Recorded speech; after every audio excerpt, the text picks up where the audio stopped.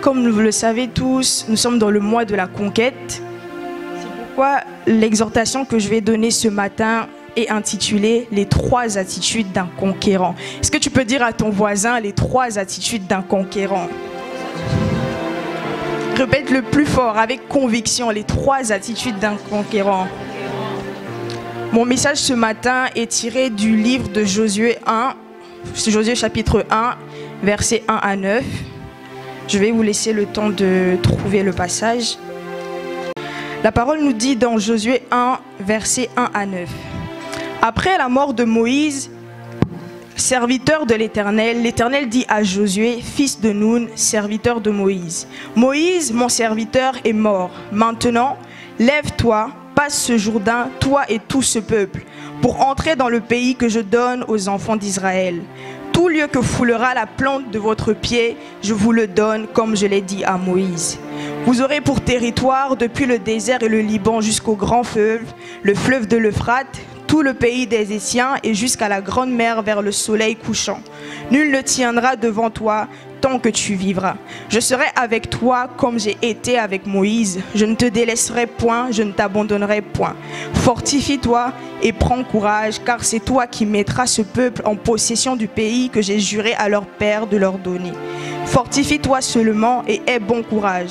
En agissant fidèlement selon toute la loi que Moïse, mon serviteur, t'a prescrite, ne t'en détourne ni à droite ni à gauche, afin de réussir dans tout ce que tu entreprendras.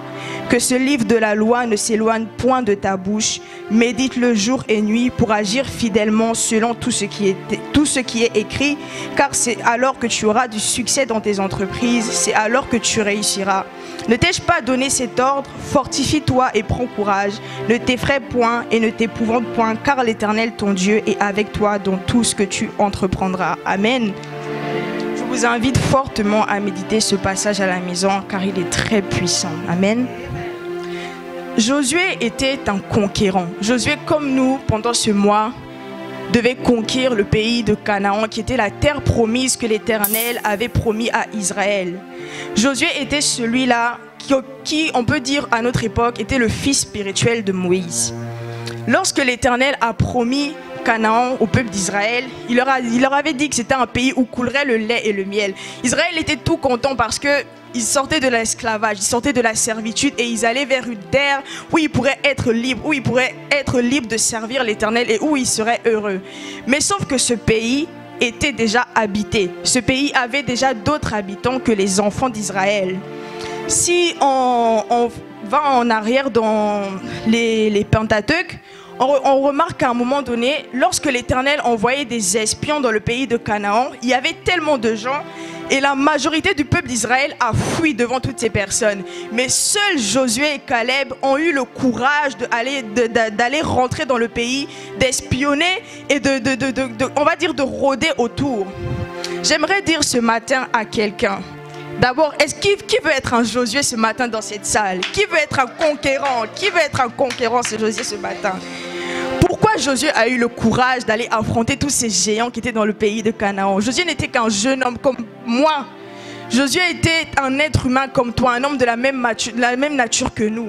Mais il a eu le courage d'entrer dans le pays, dans la terre promise, où il y avait tous ces géants, où il y avait des personnes qui avaient plus de force que lui. Comment Josué a eu ce courage? C'est pourquoi j'aimerais aborder ce message en 3 points, les 3 attitudes d'un conquérant. Le premier point, ce sera connaître son identité. Josué connaissait son identité. Josué savait qui était l'Éternel qui servait. Josué savait le Dieu qui était à ses côtés. Josué connaissait ce que l'Éternel disait de lui. On va regarder au verset 5 à 6. L'Éternel lui dit, « Nul ne tiendra devant toi tant que tu vivras. » Il avait saisi cette parole, qu'il avait quelque chose. L'Éternel lui a dit, nul ne tiendra devant lui tant qu'il vivrait. Il a saisi cette parole, il s'est dit, je suis invincible parce que l'Éternel, Dieu des armées, m'a dit que nul ne tiendra devant moi tant que je vivrai. La suite nous dit, je serai avec toi comme j'ai été avec Moïse. Je ne te délaisserai point, je ne t'abandonnerai point. Josué avait compris qu'il était un choisi de l'Éternel. Il avait compris qu'il était le choix de Dieu. Ce matin, j'aimerais dire à quelqu'un que tu es le choix de Dieu. Alléluia.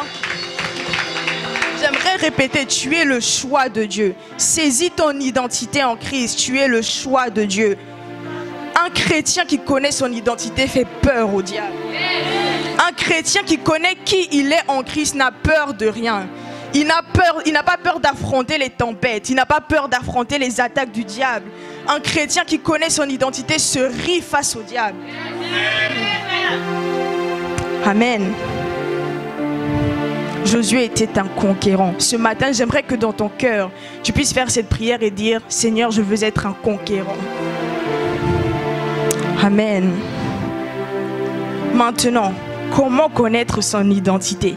C'est maintenant que nous rentrons dans le deuxième point, qui s'intitule la parole de Dieu. On peut lire au verset 8 que l'Éternel dit à Josué que ce livre de la loi ne s'éloigne point de ta bouche. Médite-le jour et nuit pour agir fidèlement selon tout ce qui est écrit. C'est alors que tu auras du succès dans toutes tes entreprises. C'est alors que tu réussiras. Amen.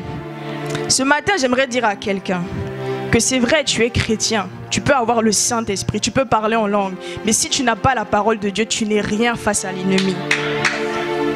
J'aimerais répéter, si tu n'as pas la parole de Dieu, tu n'es rien face à l'ennemi. Le Saint-Esprit va avec la parole. J'aimerais vous donner un exemple. En Genèse 1, la Bible nous dit, au commencement, la terre était informe et vide et l'Esprit de Dieu se mouvait au-dessus des eaux. Remarquez, aussi longtemps que Dieu n'avait pas dit que la lumière soit, l'Esprit ne faisait rien du tout. Tu as besoin de la parole de Dieu pour que le Saint-Esprit se manifeste pleinement en toi.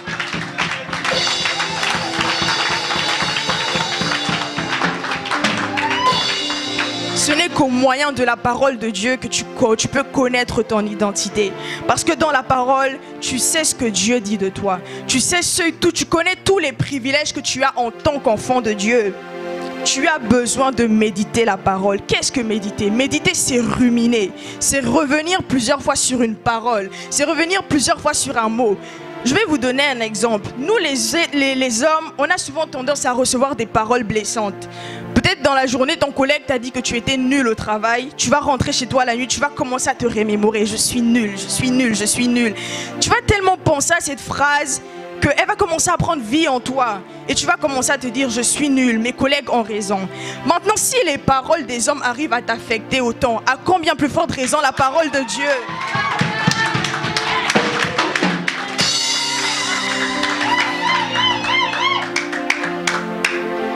C'est dans la parole de Dieu que tu sauras ce que Dieu dit de toi. Tu dois t'attacher à la parole de Dieu. Cette parole-là doit être ta meilleure amie. Si tu veux opérer dans le surnaturel, si tu veux faire des grandes choses avec Dieu, tu as besoin de la parole de Dieu. C'est à travers ça que tu pourras connaître Dieu. Le Saint-Esprit sans la parole ne sert à rien. On a des chrétiens qui parlent en langue, on a des chrétiens qui manifestent les dons mais qui sont dans l'impudicité. On a des chrétiens qui parlent en langue mais qui ont des mauvais caractères. On a des chrétiens qui parlent en langue mais qui ne marchent pas selon ce que Dieu demande. Et la parole nous dit ici, médite le jour et nuit pour agir fidèlement selon tout ce qui est écrit. Si tu veux agir selon la parole de Dieu, tu dois la méditer, il n'y a pas de secret. Tu dois méditer la parole de Dieu pour agir selon ce que Dieu te demande. Tu peux manifester les dons. Maman Auriel avait prêché sur les chrétiens qui ont les dons de l'esprit, mais pas la vie de l'esprit. Si tu veux manifester la vie de l'esprit, tu dois t'attacher à la parole de Dieu. C'est dans la parole de Dieu que tu sauras les commandements de l'Éternel et que tu sauras quelle est sa volonté parfaite pour ta vie. Amen. Tu dois savoir ce que Dieu dit réellement de toi. Dans la parole de Dieu, Dieu dit que tu es fort. Dieu dit que tu es puissant. Dieu dit que nul ne tiendra devant toi tant que tu vivras. L'Éternel dit à une personne ce matin que nul ne tiendra devant toi tant que tu vivras. C'est ce que la parole de Dieu dit de toi. Si tu veux conquérir, si tu veux être un conquérant comme Josué, médite la parole de Dieu. Josué était quelqu'un qui s'attachait beaucoup. Il était beaucoup ancré dans la loi de Moïse. Deviens un Josué à partir de maintenant. Prends la décision de devenir un Josué et commence à t'asseoir dans les Écritures. Et la parole nous dit ici, c'est alors que tu auras du succès dans tes entreprises, c'est alors que tu réussiras. Si tu veux réussir, tu as besoin de la parole de Dieu. Il y a tous les secrets de la réussite dans la parole de Dieu. Tu veux conquérir le domaine financier, tu veux conquérir le domaine scolaire, tu veux conquérir le domaine professionnel ou même le domaine spirituel, tu as besoin de la parole de Dieu. Parce que nous vivons dans un monde tellement terrible. Ce monde n'a plus rien à nous offrir, comme nous prêche souvent Papa Fortuné. Mais la parole de Dieu, elle nous donne la force. La parole de Dieu nous donne la force de persévérer. La parole de Dieu nous donne l'assurance dont nous avons besoin. Et pour terminer avec le dernier point, la troisième attitude que tu dois avoir pour être un conquérant, c'est l'assurance. Tu dois avoir l'assurance que Dieu est avec toi. Lisons le verset 9. L'Éternel dit à Josué, « Ne t'ai-je pas donné cet ordre? Fortifie-toi et prends courage. Ne t'effraie point et ne t'épouvante point, car l'Éternel, ton Dieu, est avec toi dans tout ce que tu entreprendras. » J'aimerais dire à quelqu'un, l'Éternel, ton Dieu, est avec toi dans tout ce que tu entreprendras. Je répète, l'Éternel est avec toi dans tout ce que tu entreprendras. J'aimerais dire aux jeunes qui passent des examens en ce moment, ne stressez pas, l'Éternel est avec vous dans tout ce que vous entreprendrez. La parole nous dit dans le psaume 60, verset 14, « Avec Dieu, nous ferons des exploits. Il écrasera nos ennemis. » Je répète, avec Dieu, nous ferons des exploits et il écrasera nos ennemis. Amen. Est-ce que tu peux acclamer pour Dieu? Est-ce que tu peux acclamer pour ce grand Dieu qu'il est? Est-ce que tu peux acclamer pour ce Dieu de gloire qu'il est?